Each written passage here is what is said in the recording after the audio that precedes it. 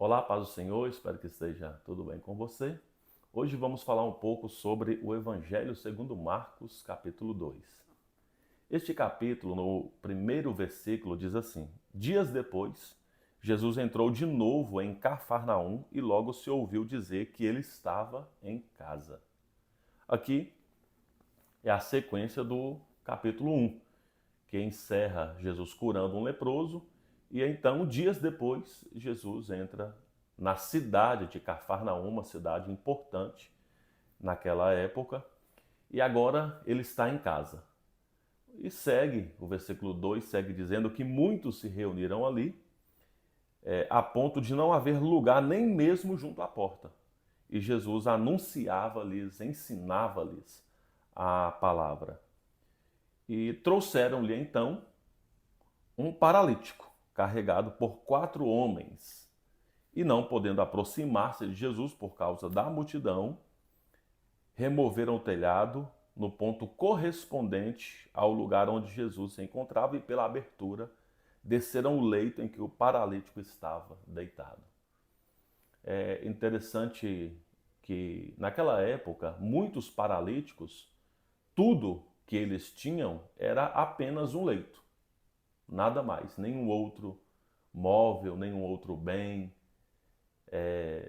E esses amigos então trouxeram um paralítico, ele não tem condição nenhuma de se locomover, então aquela maca, aquele leito é suficiente para ele passar os seus dias e com toda a deficiência que ele tem, e ele tem muitos, a grande maioria dos paralíticos, tudo que tinha era de fato um leito. Mas os seus amigos decidiram levar ele a Jesus. E aqui, nesta passagem, eu já quero fazer alguns destaques aqui nesta passagem. Primeiro, que nós podemos ser os amigos que levam as pessoas a Jesus. Porque ali tinha uma multidão, a multidão estava atrapalhando, estava impedindo que eles chegassem a Jesus. Eles tiveram que pensar algo criativo e foi um evangelismo criativo, né, para aquela época. Tirar o telhado de uma casa e descer o amigo paralítico naquele leito até Jesus. Para levar alguém até Jesus, eles encontraram uma solução, um meio para levar alguém que precisava chegar até Jesus, não apenas para ser curado, mas também para ser perdoado. Então, que nós possamos ser esse tipo de amigo. Eu quero ser alguém que leve outra pessoa até Jesus. Eu não quero ser alguém que seja um empecilho, que fica ali impedindo de pessoas chegarem até Jesus. É o exemplo daquela multidão que estava toda ali e aquele paralítico não pôde chegar de maneira como se deveria chegar até Jesus.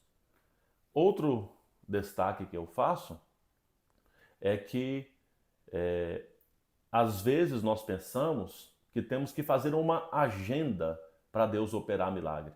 Então Deus só opera milagre aqui no culto de libertação, no culto dos milagres, no culto da bênção. Deus só faz milagres, nós vamos buscar os milagres de Deus e aí nós montamos uma agenda e acreditamos mesmo que Deus vai entrar na nossa agenda. Deve ser ao contrário. Nós precisamos estar na agenda de Deus. Jesus estava ali numa casa de estudo. Jesus estava ensinando, dando lições. E surgiu uma oportunidade e Deus manifestou a sua graça, a sua glória e curou aquele paralítico. Então estejamos sensíveis à voz de Deus em um culto de ensino, em um momento de oração na sua casa, na leitura bíblica diária. Esteja sensível, porque a qualquer momento a agenda é de Deus, não é nossa.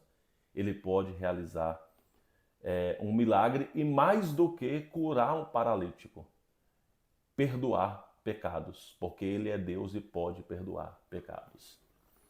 Então são esses destaques que eu faço nesse capítulo 2. Deus abençoe sua vida. Vamos continuar firmes e constantes na leitura da palavra de Deus, porque a leitura da palavra de Deus tem o poder transformador na nossa vida.